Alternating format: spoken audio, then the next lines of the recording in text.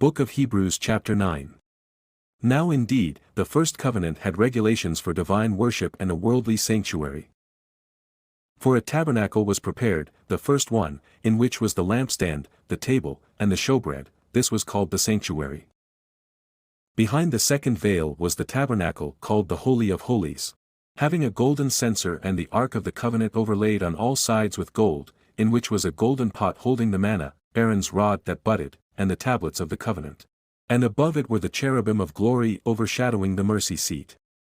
But we cannot now speak in detail about these things. Now when these things were prepared this way, the priests always entered the first tabernacle, performing their duties. But into the second, the high priest went alone once a year, not without blood, which he offered for himself and for the sins of the people. By this the Holy Spirit signified that the way into the Holy of Holies had not yet been disclosed while the first tabernacle was still standing. This is a symbol for the present time, indicating that the gifts and sacrifices being offered were not able to clear the conscience of the worshipper. These rituals pertained only to food and drink and various washings imposed until the time of the new order. But when Christ appeared as a high priest of the good things that have come, then through the greater and more perfect tabernacle, not made with hands, that is, not of this creation, he entered once for all into the Holy of Holies, not by the blood of goats and calves, but by his own blood, thus securing eternal redemption. For if the blood of bulls and goats, and the ashes of a heifer sprinkling those who have been defiled, sanctify for the cleansing of the flesh, how much more will the blood of Christ, who through the eternal Spirit offered himself without blemish to God, cleanse your conscience from dead works to serve the living God? And for this reason, he is the mediator of a new covenant, so that, since a death has occurred that redeems them from the transgressions committed under the first covenant, those who are called may receive the promise of the eternal inheritance. For where a will is involved, the death of the one who made it must be established. For a will takes effect only at death, since it is not in force as long as the one who made it is alive.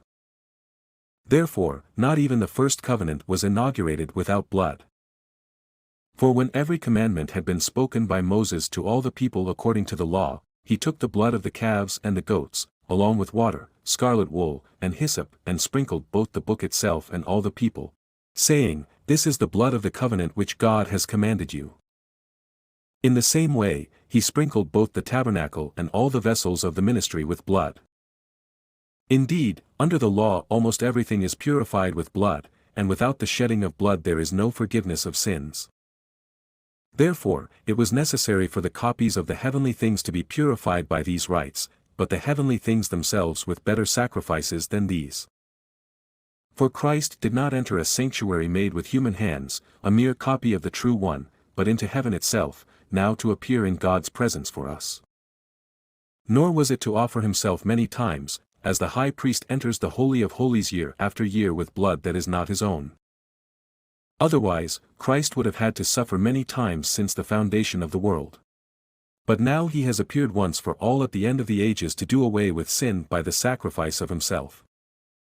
Just as people are appointed to die once, and then to face judgment, so also Christ was offered once to bear the sins of many, and he will appear a second time, not to bear sin, but to bring salvation to those who eagerly await him.